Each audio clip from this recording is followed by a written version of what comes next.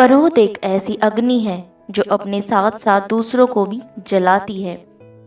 कुछ ऐसा ही जानेंगे इस कहानी से कि एक बार महात्मा बुद्ध एक गांव में उपदेश दे रहे थे कि क्रोध एक प्रकार की अग्नि है।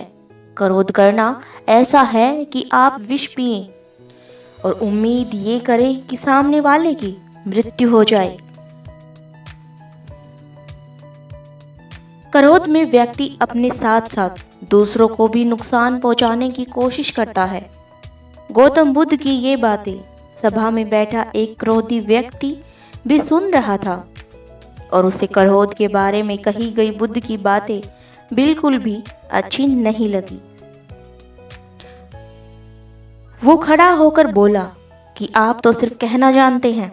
सबसे पहले इन सब बातों को अपने भीतर उतारिए, तब दूसरों को ज्ञान बांटना। इतना सब कहने के बाद वह भगवान बुद्ध को शांत देखकर और भी क्रोधित हो उठा और उनके पास जाकर उनके मुंह पर थूक दिया। बुद्ध ने अपना चेहरा पोंछा और उससे पूछा कि तुम्हें और कुछ कहना है? अगर और भी कुछ कहना है तो तुम कह सकते हो, तुम्हें पूरा अधिकार है। लेकिन वह व्यक्ति बिना कुछ कहे वहां से चला गया। बुद्ध के शिष्यों को इस बात पर बड़ा गुस्सा आया और बुद्ध से कहा कि क्या आपको गुस्सा नहीं आया कि ऐसा दुर्व्यवहार उसने आपके साथ किया? बुद्ध ने बड़े प्यार से कहा। वो व्यक्ति बहुत परेशान था, उसकी भाषा असमृद्ध थी, इसमें उसका कोई दोष नहीं। जब अगले दिन नए सवेरे के साथ साथ उस व्यक्ति का क्रोध भी शांत हो चुका था और उसे अपने किए पर पश्चाताप हो रहा था। वह बुद्ध से मिलना चाहता था और अपने किए पर माफी मांगना चाहता था। इसलिए वो उन्हें खोजते खोजते उस गांव पहुंच गया जिस गांव में बुद्ध प्रवचन दे रहे थे। वह व्यक्ति बुद्ध के चरण पकड़कर रोने लगा और अपने किए पर गलती मांगने लगा। बुद्ध ने उसे बड़े प्यार से पूछा कि कौन हो तुम और इस तरह से क्यों रो रहे हो?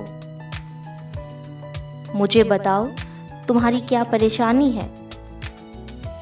व्यक्ति ने आश्चर्य से, भगवान, आप मुझे भूल गए। मैं वही दुष्ट इंसान हूं जिसने आप पर कल भरी सभा में थूका था, आपका अपमान किया था। बुद्ध ने हंसकर कहा कि कल की बातें तो मैं कल ही छोड़ आया हूँ। यदि मैं क्रोध करता तो तुम्हें कोई फर्क नहीं पड़ता, सिर्फ मेरा दिल दुखता।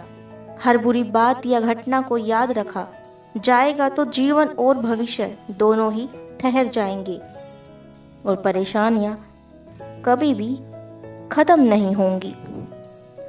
इस कहानी का सार यही है कि हमें भी बुरी बातों को छोड़कर आगे बढ़ना चाहिए।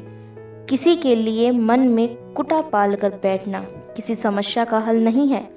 इससे आप अपने आप को जकड़ लेते हैं, जबकि दूसरा शख्स बिना किसी परेशानी के घूमता रहता है। अगर आपको ये पसंद आया है तो प्लीज़ एक लाइक ज़रूर करना, चैनल को सब्सक्राइब करना। Thank you.